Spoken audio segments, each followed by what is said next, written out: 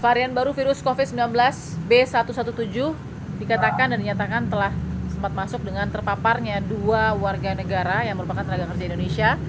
Namun memang dalam hasil pemeriksaan sementara, hasil PCR sudah negatif. Nah, bagaimana contingency plan yang dilakukan oleh pemerintah kita? Saya sudah terhubung melalui panggilan atau sambungan video dengan Dr. Siti Nadia Tarmizi sebagai Direktur P2P Kementerian Kesehatan Republik Indonesia. Apa kabar, dokter? Kabar baik, Mbak Bangkis, sehat selalu ya. Baik, ini dari Kemenkes kan sudah berusaha sebaik mungkin untuk kemudian menangkal ini agar tidak menjadi kepanikan baru begitu ya, dok. Tapi sudah cukup puaskah yang Dokter Siti lihat yang Kementerian Kesehatan lakukan sejauh ini dari mulai hulu ke hilir sejauh ini? Ya, jadi kita tahu ya bahwa varian B117 ini, kita tahu bahwa kemarin di Desember itu kan diumumkan oleh Inggris ya, bahwa mereka menemukan varian baru dari virus COVID-19 yaitu B117 yang virus ini ternyata dari hasil kajian mereka adalah lebih cepat menular ya, tetapi dia tidak menyebabkan keparahan penyakit. Nah, tentunya karena kemarin kita menemukannya itu melalui surveillance atau monitoring terhadap genetik virus ya, yang kita dapatkan dan spesimennya ini adalah dari pelaku perjalanan dari Arab Saudi yang pemeriksaan PCR-nya positif, yang kemudian kita lakukan pemeriksaan yang kita sebut sebagai whole genome sequencing. Dan tentunya karena kemarin hasil PCR positif, mereka sudah ditangani ya sesuai dengan prosedur yang ada dan mereka dinyatakan sehat, baru kemudian mereka dikembalikan untuk berkumpul bersama keluarga. Kan 15 orang diperiksa dari awalnya 2 TKI begitu ya, Dok ya. Jika 15 orang, kita berdoa ini terbaik hasilnya semua negatif. Tapi jikalau ada satu saja yang ternyata terpapar dari 2, ini berarti ada reinfeksi dong terhadap 2 WNA ini, jikalau ada.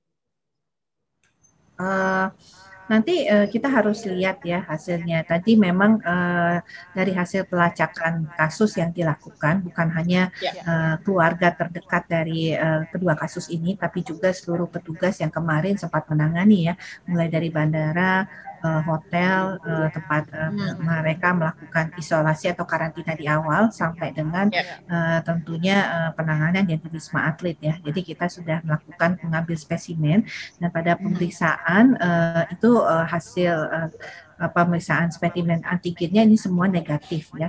Kita masih menunggu lagi untuk hasil satu lagi pemeriksaan yang kita tunggu ya.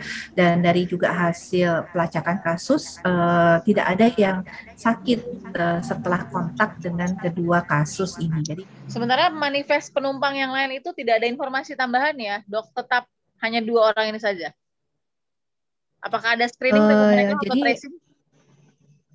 Ya, kita juga lakukan kontak tracing kepada seluruh penumpang, karena ini kan 2 kasus ini berasal dari 2 penerbangan ya yang ada, jadi mereka tidak berada pada satu penerbangan.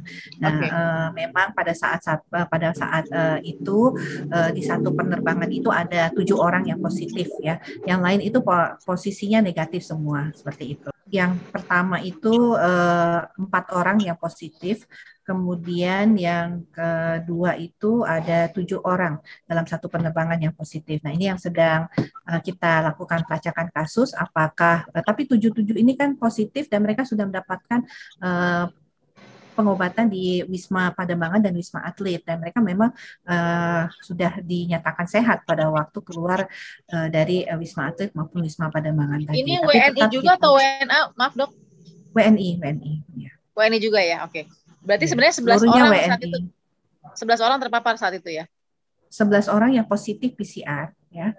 Positif PCR, tapi yang B117 hanya 2 orang. PCR hanya 2 orang, ya.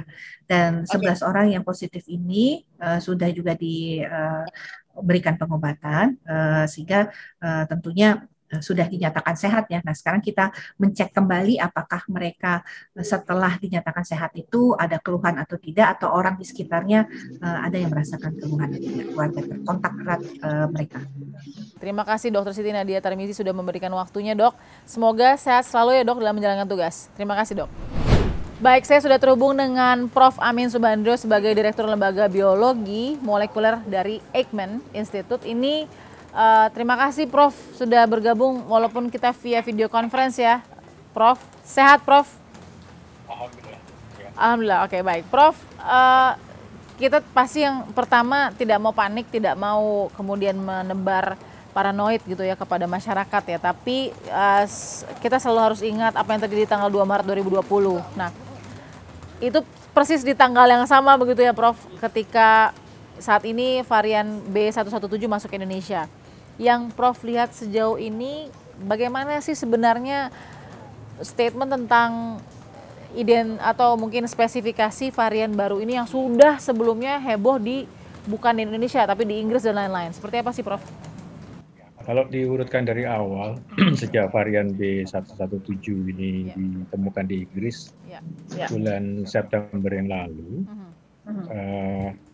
kami memang sudah ya bahasa Jawanya wanti-wanti gitu ya, artinya bersiap siaga karena cepat atau lambat varian itu pasti akan masuk ke Indonesia. Kenapa kok baru dilaporkan tanggal 2 Maret? Ya, atau dilaporkan oleh stafnya baru tanggal 1 Maret. Ya, sebetulnya bukan di-delay selama 1 bulan, tapi prosesnya sendiri memang makan waktu cukup lama. Jadi dari kasus yang masuk misalnya tanggal 31 Januari, kemudian mereka di PCR, mereka di karantina, proses PCR-nya juga butuh waktu beberapa hari. Ya. Setelah itu sampelnya dikirim ke Litbangkes dan Litbangkes mulai melakukan sequencing. Waktu itu kan belum tahu. Artinya tidak semua sampel yang positif PCR itu dilakukan whole genome sequencing. Nah ini karena datang dari daerah yang memang sudah ada terjangkit, sudah ada kasusnya, maka dilakukanlah pemeriksaan ya, terhadap 2 sampel itu dan ketemu. Jadi yang menemukan adalah teman-teman di Badan Litbangkes. Nah itu untuk menemukan itu juga tidak dalam sekejap ya. Jadi pemeriksaan whole genome sequence itu tidak seperti periksa swab antigen terus hasilnya selesai gitu, enggak.